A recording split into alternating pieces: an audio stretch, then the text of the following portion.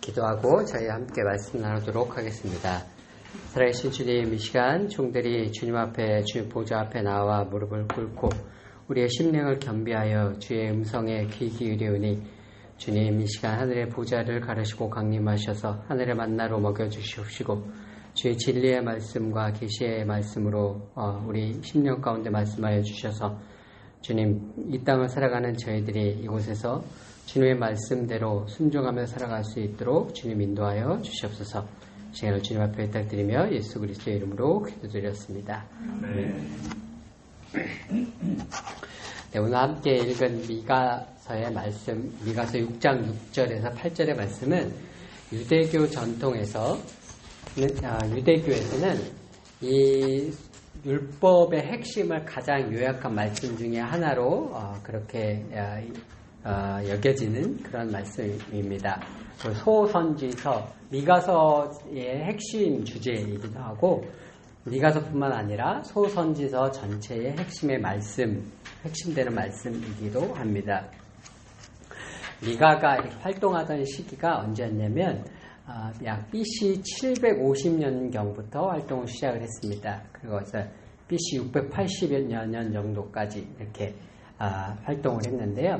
이 시대에 미가뿐만 아니라 함께 활동했던 선지자들이 있습니다. 우리가 잘 아는 이사야 선지자, 미가 선지자, 호세아 선지자, 아모스 선지자, 이런 기라성 같은 선지자들이 동시대에 활약을 했었던 그런 선지자들입니다.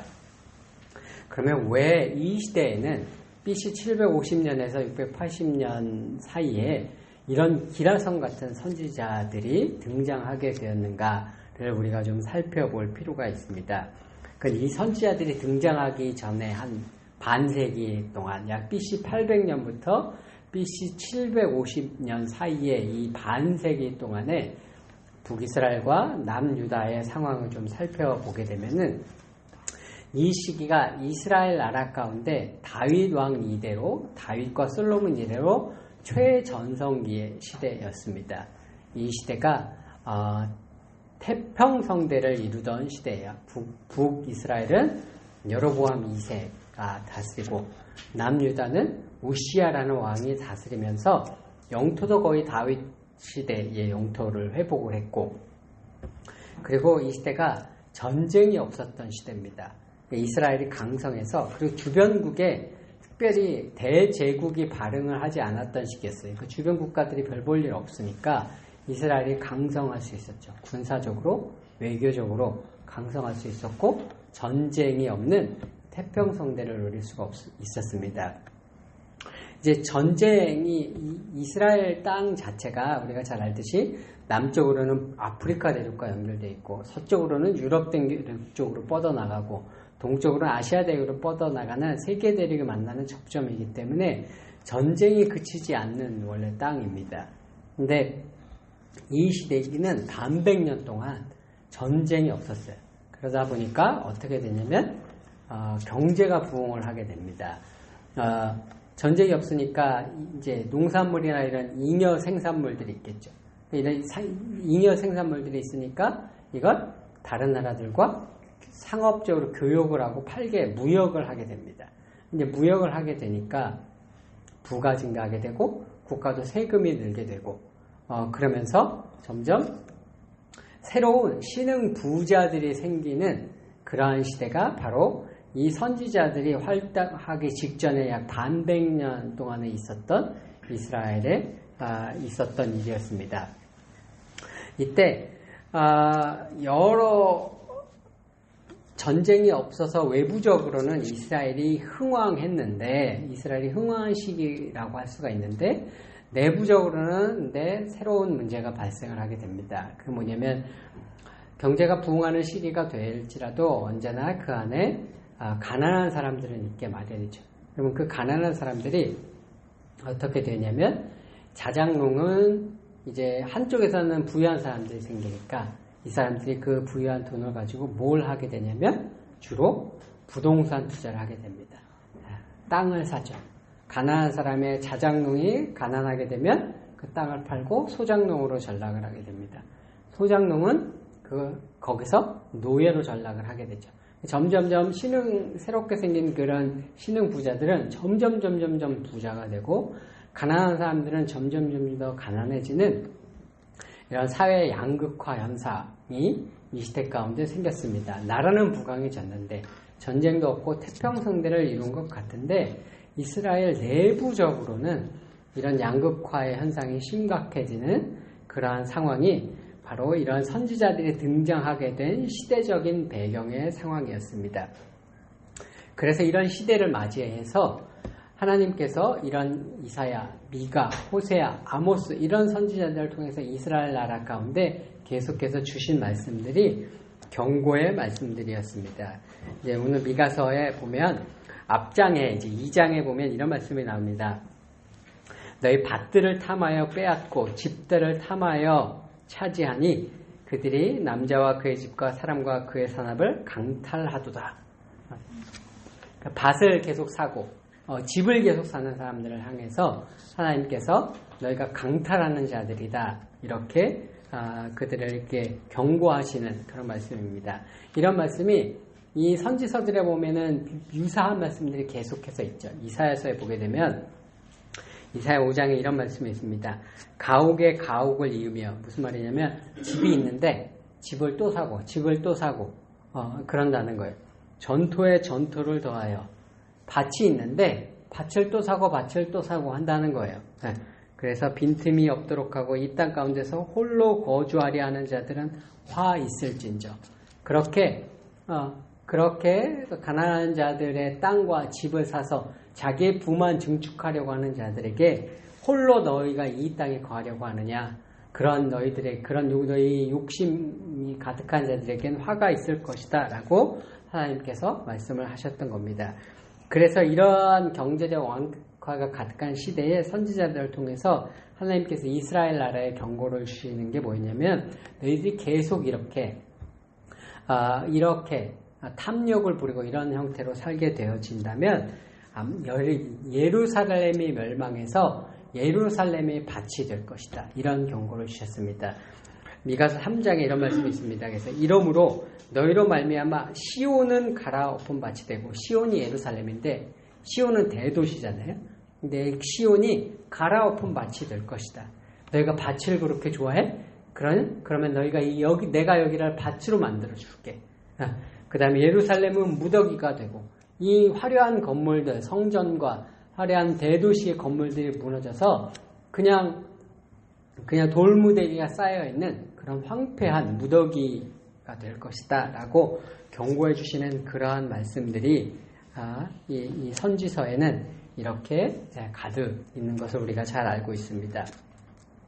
근데 그러면 이 시대의 사람들이 사회 경제적으로 이렇게 풍요해서 탐욕이 가득해서 선지자들이라는 견고한 시대였는데, 그럼 이 시대의 사람들의 신앙생활은 우리가 어땠을까 한번 상상을 해보면, 이 시대 사람들이 이렇게 탐욕이 가득해서 했던 사람들이니까 이 사람들의 신앙생활을 우리는 상상을 해보면, 이 사람들은 아마 탐욕이 가득한 자들이라서 하나님 앞에 신실하지 못한 자들이었을 것이다 라고 우리가 상상을 하기가 쉽습니다. 그렇죠? 이렇게 하나님께서 욕심이 많고 탐욕이 가득한 사람들이라고 하셨으니 이 사람들은 분명 하나님을 잘 섬기지 않았을 것이라고 우리는 생각을 하게 됩니다. 근데 이 선지서의 말들을 보면 그렇지가 않았던 것 같아요. 이 사람들이 하나님 앞에 엄청난 신앙생활을 가지고 엄청난 신앙생활과 열심히 있는 신앙생활을 잘 했었던 것 같습니다. 그걸 어떻게 알 수 있냐면, 오늘 우리 읽었던 미가서 6장 6절에 내가 무엇을 가지고 여호와 앞에 나아가며 높으신 하나님께 경배할까, 천천의 수양과 만만의 번제를 드릴까, 이런 고백이 있잖아요. 이게 미가의 고백이 아니에요. 이게 이스라엘 백성들의 고백입니다. 이스라엘 백성이 하나님 앞에 내가 번제를 1000마리나 양을 1000마리나 드릴까, 이렇게 고백을 했다는 거예요. 이 오늘날 식으로 고백을 하자면, 하나님 앞에 헌금을 10억을 드릴까? 몇 억을 드릴까? 이런 식의 고백이라는 말이죠. 그죠? 그 정도로 이 사람들이 하나님 앞에 제사를 드리고 하나님 앞에서 신앙생활을 하는 것이 우리가 그냥 선지자들이 경고하는 것만 봤을 때는 신앙생활이 허탄하고 방탕하고 탐욕스럽고 그 돈 버는 걸로 다 자기들 원하는 대로 방탕하게 썼을 것 같은데 그렇지 않고 신앙생활을 이 사람들이 열심히 했다는 것을 선지서 곳곳을 통해서 우리가 알 수가 있습니다. 이사야도 이런 얘기를 해요. 너의 무수한 재물이 내게 무엇이 가냐. 이사야에서 보면 하나님께서 너희가 내게 무수한 재물을 가져오는데 나는 그런 게 싫다. 호세아서에도 그런 말씀이 있습니다. 나는 인애를 원하지 번제를 원하지 않는다. 무슨 말이냐면 이스라엘 백성들이 하나님 앞에 수많은 번제물을 가지고 왔다는 거예요. 수많은 희생제물을 가지고 와서 하나님 앞에 열심히 신앙생활하고 열심히 율법을 지켰다는 거예요.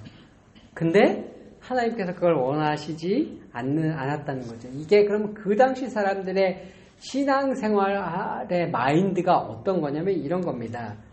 호세아서에 보면 그 당시 사람들의 신앙관을 엿볼 수 있는 그 사람들의 고백이 있어요. 그게 뭐냐면 호세아가 이렇게 얘기를 합니다. 에브라함이 말하기를 나는 실로 부자라 내가 재물을 얻었는데 내가 수고한 모든 것 중에서 죄라 할 만한 불의를 내게서 찾아낼 자 없으리라. 무슨 말이냐면 내가 부자가 됐는데 나는 열심히 수고해서 부자가 된 거야. 열심히 일해서 내가 이 부자가 된 거야. 그래서 나에게는 불의가 없어. 선지자들은 지금 계속해서 너희가 불의하다라고 계속해서 말씀을 하시는데 이 사람들은 나는 신앙생활도 열심히 했고 11제도 열심히 했고 하나님 앞에 번제도 열심히 드렸고 모든 율법을 다 지켰고 열심히 일해서 이 시대의 사회적 조류를 내가 잘 활용을 해서 열심히 일해서 돈을 벌었기 때문에 나는 불의한 것이 없어 라고 이 사람들은 이야기하고 있는 거예요. 그러니까 하나님은 계속해서 선지자를 통해서 너희가 불의하다, 강포하다, 탐욕이 많다라고 말씀하시는데 이 사람들은 내가 잘못한 게 뭐가 있냐. 나 열심히 일했을 뿐이고 나는 이 시대의 조류를 잘 활용해서 열심히 일해서 이렇게 밭을 사고 이렇게 집을 샀을 뿐이지 나는 잘못한 것이 아무것도 없다라는 신앙관을 이 사람들은 가졌었던 겁니다. 그래서 이 사람들은 하나님 앞에 열심히 제사를 드리고 많은 제사를 돈을 벌면 벌수록 하나님 앞에 많은 제물을 드리고 많은 제사를 드렸던 것을 우리가 잘 알 수가 있습니다. 이 사람들의 신앙관은 어떤 신앙관이 아니었냐면 이 사람들이 왜 번제를 그렇게 열심히 드리고 제사를 열심히 드렸냐면 이 사람들이 가진 신앙관은 어떤 신앙관이었냐면 제사를 내가 하나님 앞에 많이 드리면 많이 드릴수록 내가 이렇게 하나님께 많이 드렸으니까 많이 축복해 주시겠지. 이게 이 사람들이 가지는 신앙관이었었던 거예요. 이게 실상은 여호와 하나님에 대한 신앙관이 아니라 가나안의 신앙관이거든요. 이건 우리가 흔히 이제 쉽게 우리가 흔히 좀 비하하는 용어로 자판기 신앙이다 이렇게 얘기를 하는데 내가 이만큼 넣었으니까 이만큼 나오겠지. 이건 가나안의 바알신과 가나안의 신들을 숭배하는 사람들의 신앙관이거든요. 여호와 하나님을 따르는 신앙관은 내게 유익이 되지 않을지라도 언제든지 하나님 앞에 신실하고 언제든지 하나님을 동일하게 사랑하는 그 신실함을 가지는 신앙이지 내가 얼마를 드렸으니까 자판기 넣은 것처럼 그러니까 얼마가 나올 거야 이게 아니거든요. 근데 이 사람들이 가나안의 신앙관을 가졌었다는 걸 어떻게 알 수가 있냐면 오늘 읽은 본문에 미가서에 내가 내 몸의 열매로서 주께 바칠까라는 말씀이 있죠. 이게 내 아들, 내 자식을 바칠까라는 고백이거든요. 그러니까 하나님은 율법에서 이스라엘 백성에게 이제 아브라함에게 이삭을 바치라고 하시긴 했지만 율법에서 자식을 바치는 신이라고 하신 적이 없습니다. 이건 몰렉과 같은 가나안의 신들에게는 아들을 바치는 그 가나안의 풍습이 있었거든요. 그 풍습을 따르는 것에 대한 신앙관을 이 사람들이 가지고 있었던 거죠. 그래서 이 사람들이 그런 식의 가나안 기계적인 신앙, 내가 이만큼 하나님 앞에 바쳤으니까 이렇게 축복해 주시겠지라는 기복적인 가나안적인 신앙들을 가지고 이제 있었던 거죠. 사실 제사의 목적은 율법에 명백하게 나와 있죠. 제사의 목적은 축복을 받기 위한 것이 아니라 제사를 드리는 이유는 속죄를 위함이죠. 레위기에서 제사를 드리는 건 내 죄를 대속 제물을 통해서 그 짐승의 피를 대신해서 내 죄를 사함받기 위함이 제사의 근본적인 목적이었습니다. 그래서 제사를 드리는 이유는 복받으려고 드리는 것이 아니라 내 죄가 사함을 하나님 앞에 받는 그 은혜를 누리고 그 하나님께서 나를 죄를 용서해 주시는 그 사랑에 감격해서 인애와 공의를 행하고 인자를 사랑하고 인애를 행하는 그러한 삶을 살아가게 원하시는 그 율법의 목적에 맞는 삶을 살아가는 것이 제사의 목적이었죠. 그게 근본적인 목적인데 이 사람들은 가나안 신앙처럼 제사를 드리는 것, 율법적인 신앙에만 집중하고 기계적 신앙에만 집착하고 하나님을 섬기는 율법의 본질을 몰랐던 거죠. 그래서 오늘 본문 말씀에 미가가 주께서 선한 것을 너에게 보이셨나니 공의를 행하고 인자를 사랑하며 겸손히 하나님과 함께 행하는 것이 하나님께서 너에게 원하시는 것이다 라고 이제 하나님께서 원하시는 것이 무엇인지를 미가가 오늘 이제 설명을 해 주는 것입니다. 이런 얘기는 호세아서나 이사야서나 이런 데도 뭐 있죠. 호세아서에도 하나님께로 들어와서 인애와 정의를 지키며 항상 너의 하나님을 바랄지니라. 여기도 인애와 정의를 지킬지니라. 이런 말씀이 다 동일한 오늘 미가서 본문에 읽은 말씀과 동일한 말씀입니다. 근데 여기에서 나오는 공의를 행하고 인자를 사랑하고 겸손히 하나님께 행하라는 이 말씀이 방금 호세아에서는 뭐라고 나와 있냐면 인애와 정의를 지키며 항상 너의 하나님을 바라라 이렇게 나와 있어요. 표현이 살짝씩 성경에 다르단 말이에요. 이게 왜냐면 히브리어를 우리가 구약 성경을 번역을 했는데 이 번역이 살짝 이곳저곳마다 조금씩 다릅니다. 이게 미가서에는 방금 인자를 사랑하며 인자라고 나왔는데 호세아에서는 인애라고 나왔잖아요. 근데 번역이 이게 왜 다르냐면 이게 이런 겁니다. 우리나라 말에 정이라는 단어가 있어요. 그죠? 정이라는 단어에 딱 맞는 외국 말이 없어요. 대부분. 네, 외국에서. 영어에도 없고 대부분의 서양 언어에 우리나라 정이라는 단어를 표현해서 똑 떨어지는 단어가 없습니다. 그러니까 이 정이라는 안에 그러니까 이 개념을 적절하게 그 문맥에 맞게 그 영어에 있는 단어, 뭐 독일어, 프랑스에 있는 단어로 맞게 그때 따라서 달리 번역을 해야 되죠. 정이라는 단어 안에는 여러 가지 개념들이 있죠, 그죠? 그 안에는 사랑이라는 개념도 들어가 있고, 친절함이라는 개념도 들어가 있고, 그죠? 어떤 따뜻한 마음 이런 개념도 들어가 있고, 그 안에는 우리가 정을 베풀 때 그 사람이 받을만 해서 베푸는 게 아니잖아요, 그죠? 그래서 그 안에는 어떤 은혜와 같은 개념, 받을만 하지 않은 사람에게도 아무런 이유 없이 베풀어지는 친절, 사랑 이런 개념도 있고, 그죠? 이런 것들이 다 어우러져서 한 단어로 우리가 이런 많은 개념들이 하나로 딱 어우러져서 정이라는 개념으로 들어간단 말이죠. 그래서 이게 어떤 때는 그 안에 친절함이라는 개념이 있는데 겉으로 표현되는 건 우리 시골 할머니들이 정을 표현한 데는 굉장히 무뚝뚝하게 불친절한 태도로서 이게 베풀어지는데도 그게 정이라는 단어로 표현이 된단 말이죠. 그죠? 겉으로는 그렇게 무뚝뚝한데 친절하지 않은데 속에 있는 그게 표현이 된단 말이에요. 근데 이게 영어로 번역을 할 땐 그래서 어떤 문맥에서는 친절함, kindness라고 번역을 해야 되는데 그렇게 번역하면 이 할머니는 무뚝뚝한데 이게 앞뒤가 안 맞는단 말이죠. 그죠? 네. 이런 개념들이 있어요. 근데 이제 히브리어도 마찬가지로 히브리어의 단어가 안에 여러 가지 개념들이 여러 가지가 농축되어 있는데 이게 다른 말을 번역할 때 딱 하나의 단어로 딱 똑 떨어지게 번역할 수 있는 그런 게 없어요. 여러 가지 개념들이 농축이 되어 있는데 그래서 그때그때마다 이 히브리어 단어를 어떤 때는 인애로 번역하고 어떤 때는 인자로 번역하고 어떤 때는 긍휼로 번역하고 문맥에 따라서 그 안에 있는 여러 가지 개념들을 그렇게 달리 번역을 하게 됩니다. 오늘 본문에 나와 있는 미가서에 나와 있는 이제 공의와 인자와 하나님과 함께 행하는 것에는 세 가지 히브리어 단어가 나옵니다. 이걸 저는 이제 옛날에 설교 시간에 히브리어 헬라어를 얘기를 하는 것을 원래 별로 좋아하지 않아요. 왜냐하면은 자꾸 평신도들에게 히브리어 헬라어를 알아야만 성경을 이해할 수 있는 것 같은 인상을 줄 수 있기 때문에, 그래서 예전에 그 오늘리교회에서는 하영주 목사님께서 목사님들이 자꾸 그 히브리어 헬라어 얘기를 하니까 그 부목사님들한테 전부 히브리어 헬라어 설교 시간에 절대로 얘기하지 마라, 이제 이런 명령을 내리신 적도 있다고 그래요. 그게 굉장히 저는 공감이 가거든요. 근데 이 개념을 우리가 똑 떨어지는 거라서 이걸 히브리어를 얘기하지 않고는 이해할 수 없는 거라서 오늘은 제가 히브리어를 조금 사용을 하도록 하겠습니다.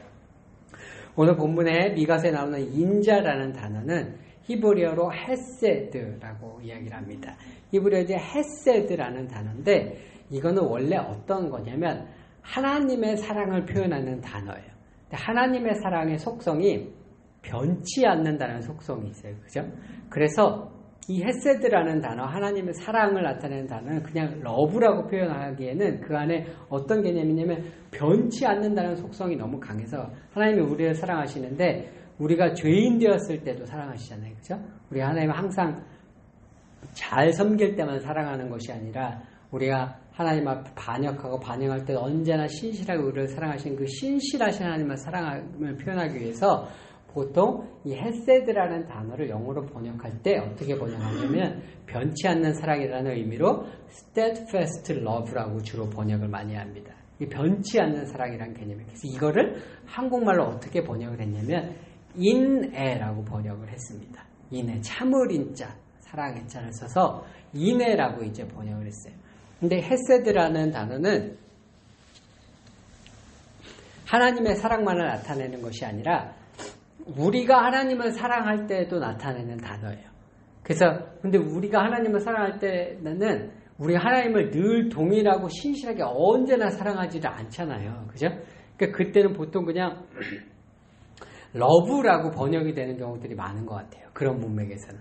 근데 또 그런가 하면 또 어떤 때는 우리가 하나님을 신실하게 사랑해야 하는 사랑을 이야기할 때가 있잖아요. 그죠?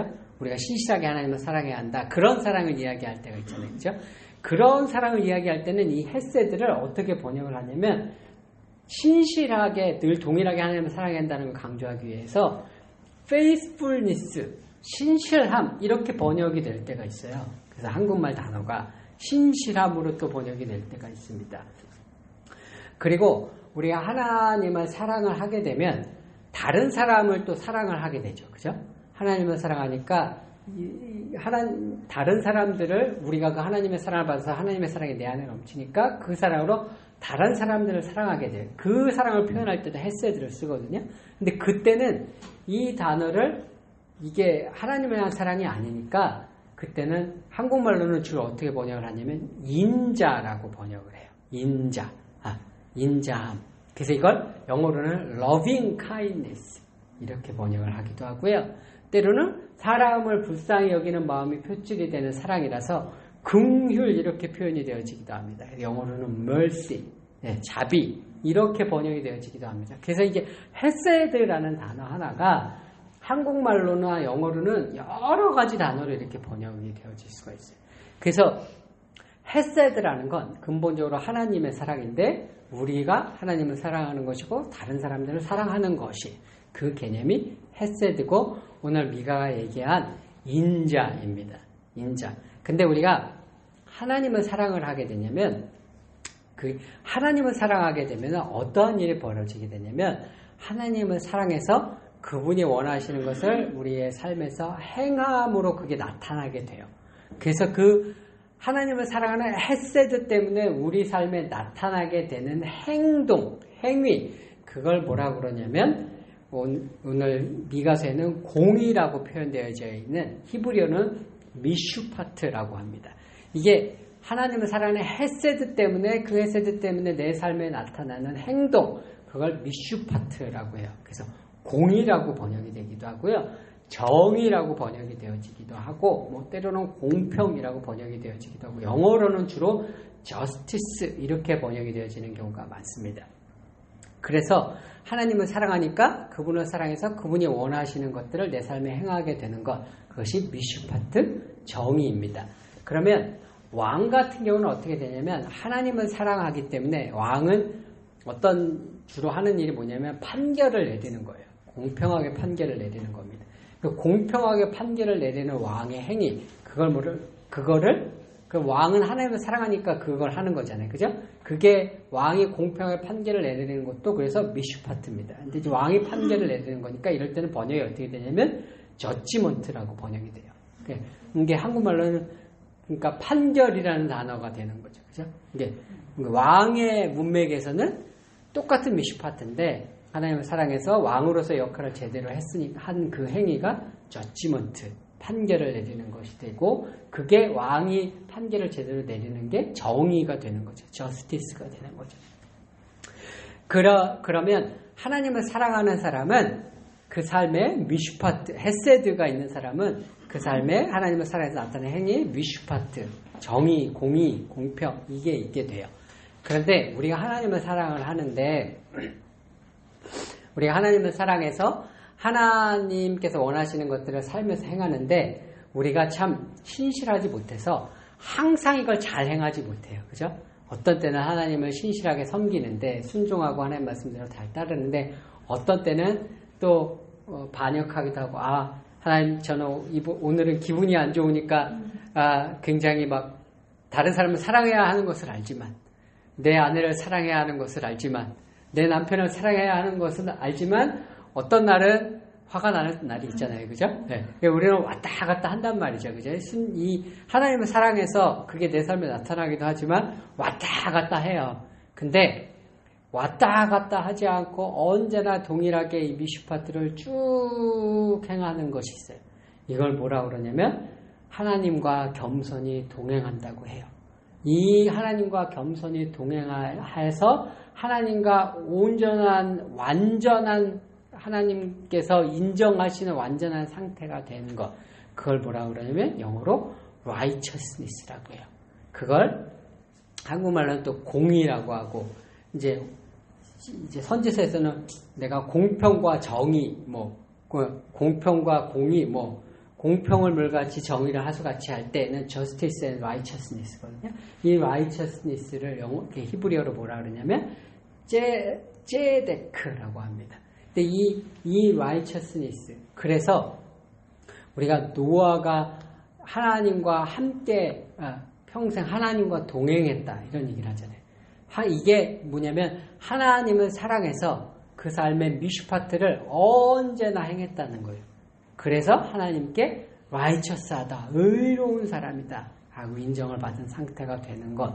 그게 righteousness, 제데크, 의로움입니다. 그러니까 justice하고 righteousness는 어떻게 보면 같은 건데 행위로 이것에 드러나는 건데 justice는 하나하나의 행위에 조금 더 집중을 한다면 righteousness는 이게 늘 계속해서 일정하게 반복이 되어져서 하나님과의 관계가 완전히 그 하나님과 마음이 합해서 완전히 하나님께서 인정하시는 그런 관계를 맺은 상태. 그걸 righteousness, 제데크라고 합니다. 그래서 오늘 미가가 얘기한 게 공의를 행하고 미슈파트를 너희가 하나님께서 원하시는 게 너에게 원하시는 게 뭐냐면 너희가 미슈파트 공의를 행하고 인자를 사랑하고 헤세드를 가지고 그 다음에 하나님과 함께 행하는 것. 하나님과 늘 그 동행을 해서 그래서 이 하나님과의 동행하는 것이 영어로는 walk humbly before God 혹은 walk humbly with God 하나님과 겸비하여 동행하였더라 하나님 앞에 행하였더라 이런 식으로 많이 이게 표현이 되죠.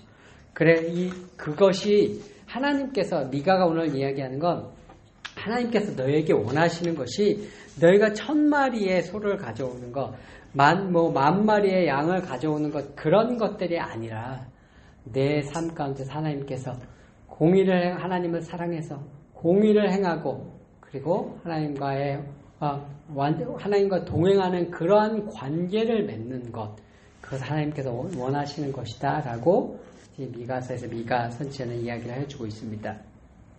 예수님께서 오셨을 때 바리새인들이 율법에 집착해서 율법을 지키는 것을 막 강조하니까 바리새인들 앞에서 이렇게 말씀을 하셨어요. 너희가 박하와 회향과 근처에 11조를 드리되 율법에 더 중한 바 정의와 긍휼과 믿음은 버렸도다. 똑같은 말씀을 누가복음에서 뭐라고 말씀하시면 너희가 박하와 운양과 모든 채소의 11조를 드리되 공의와 하나님께 대한 사랑은 버리는도다. 예수님께서 하시는 이 말씀, 공의와 사랑, 정의와 긍휼과 믿음, 이게 뭐냐면 이게 다 헤세드, 하나님을 향한 사랑과 그 하나님의 사랑을 통해서 우리 삶에 드러나야 하는 정의 미슈파트와 그것을 통해서 하나님께서 의롭다고 인정하시는 하나님과 동행하는 관계를 가지는 것. 너희가 이것들은 생각하지 않고 오직 기계적인 신앙에만 집중하고 있다라고 이제 예수님께서 이제 말씀을 하셨던 거죠. 우리가 이런 이사야와 미가와 호세아와 아모스와 이런 기라성 같은 선지자들의 사역에도 불구하고 또 그들이 그것들을 그 후대의 사람들이 알도록 하기 위해서 이 사람들은 글을 썼습니다. 그 전에도 기라성 같은 선지자가 있었죠. 일리야도 있었고 엘리사와 있었지만 이런 선지자들은 글을 쓰지 않았어요. 그런데 왜 호세아와 아모스와 이사야와 미가와 같은 이 선지자들은 글을 썼냐? 잊어먹지 말라고. 그래서 꼭 이대로 행해야 한다고 이 사람들은 글을 남겼습니다. 후대들이 꼭 이 말씀을 읽고 듣고 배워서 공의를 행하고 인자를 사랑하고 하나님과 동행하는 자들이 되어지기를 위해서 글을 남겼음에도 이스라엘 백성은 우리가 알다시피 이 하나님께서 원하시는 그 바른 이 신앙을 가지지 못하고 결국 북이스라엘이 멸망하고 후에 남유다가 멸망하는 길을 가고 말았습니다.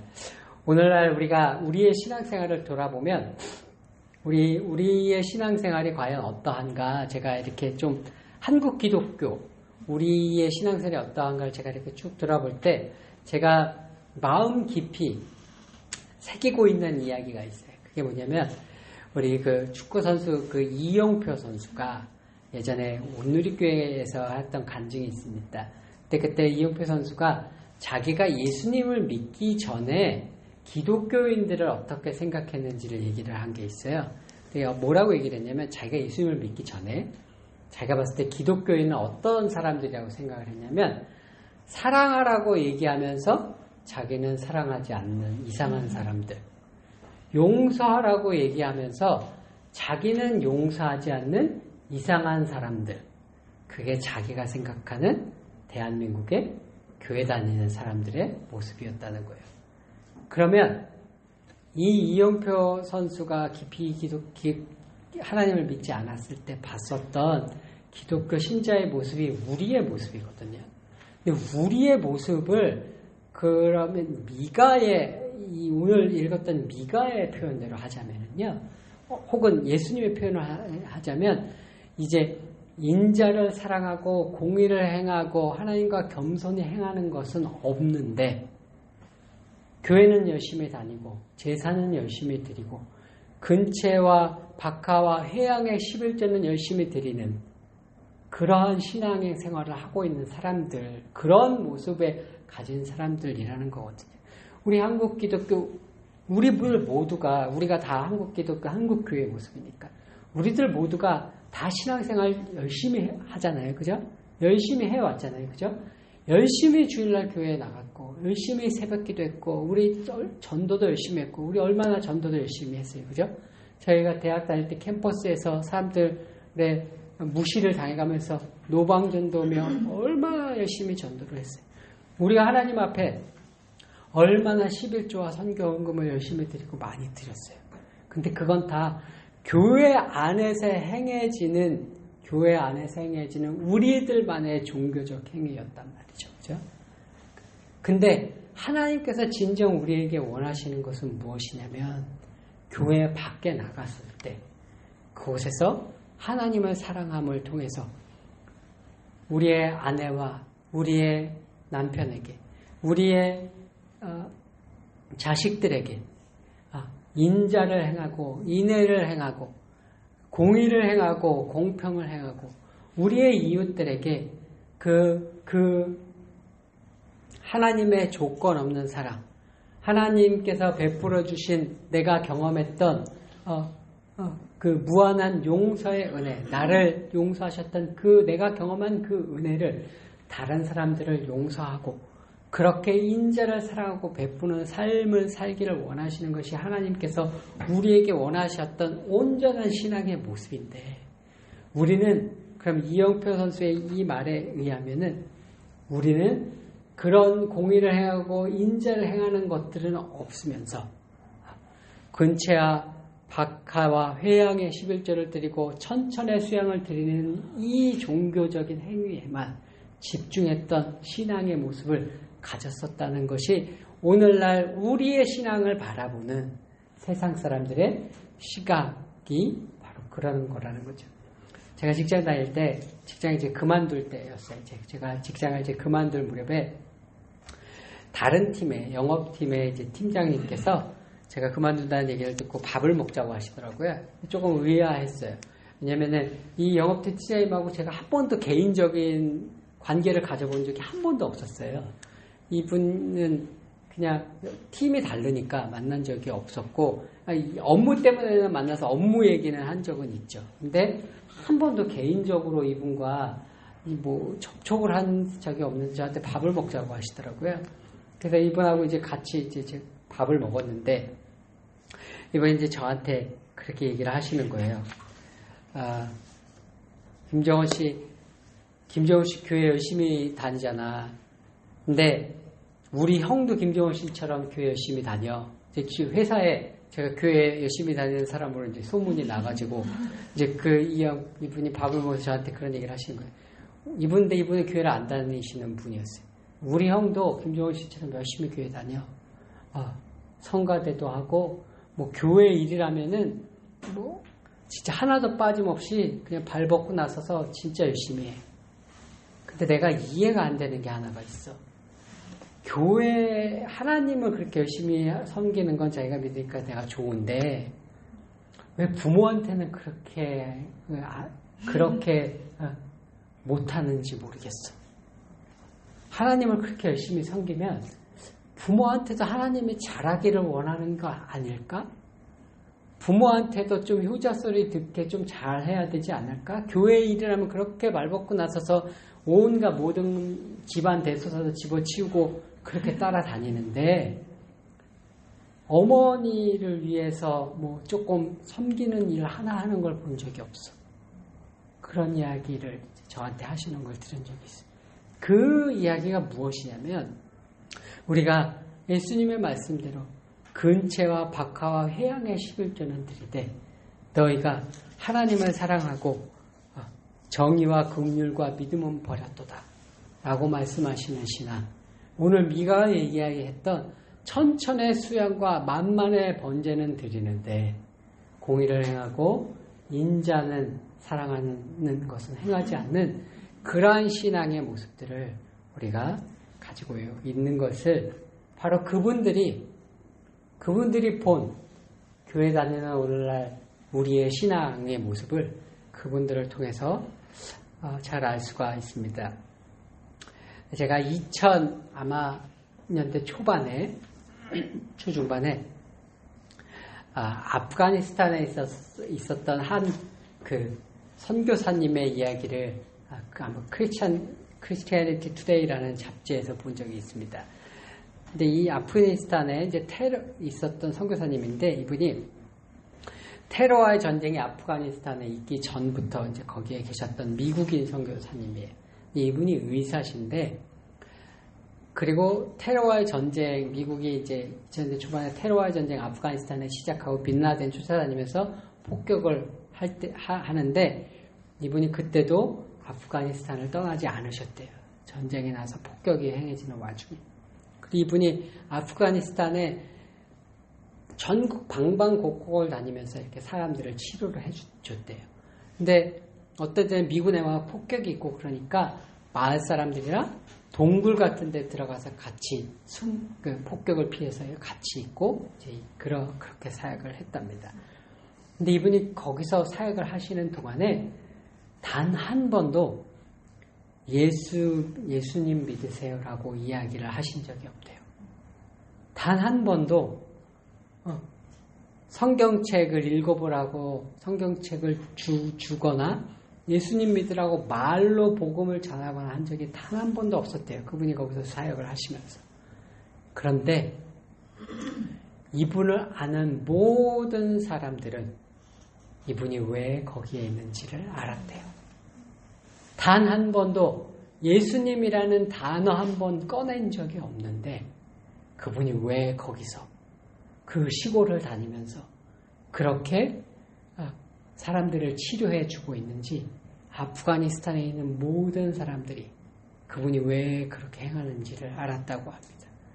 그건 뭐냐면 이분은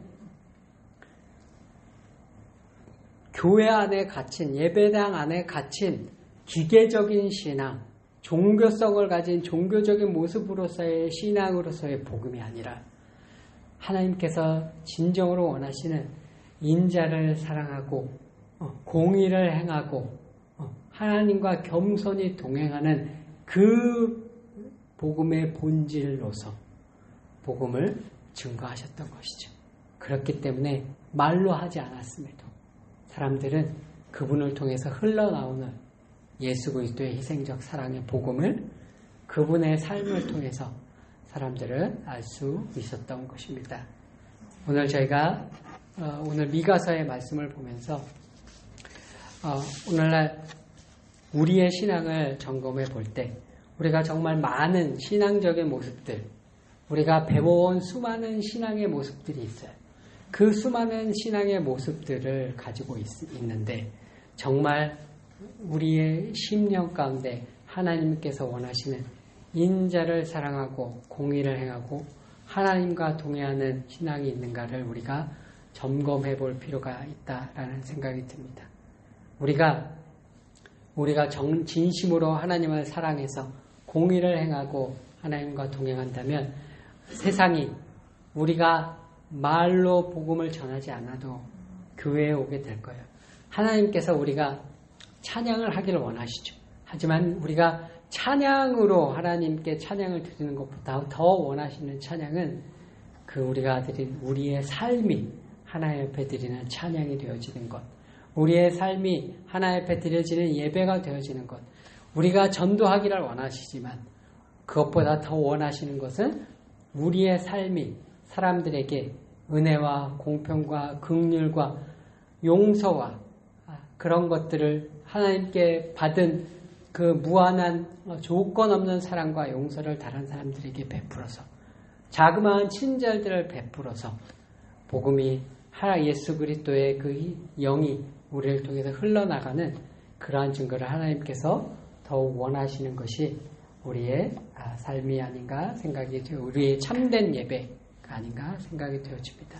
오늘 우리 자리에 모인 저와 여러분 모두가 하나님을 사랑하셔서 공의를 행하고 하나님과 겸손히 행하는 자리에 서셔서 주께서 칭찬하시는 참된 예배의 삶을 온전히 살아가시는 저와 여러분 모두가 되시기를 예수님의 이름으로 축원드립니다.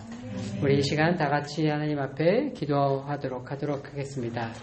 주님, 주께서 우리에게 구하시는 선한 것이 공의를 행하고 인자를 사랑하며 겸손히 하나님과 동행하는 것인 줄로 믿습니다.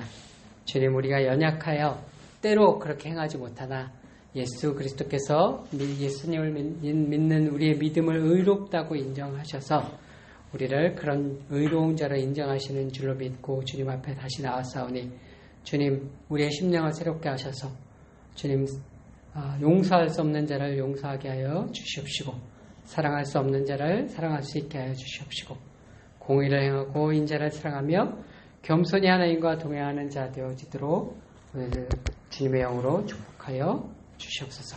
다 같이 기도하며 하나님 앞에 나아가도록 하겠습니다.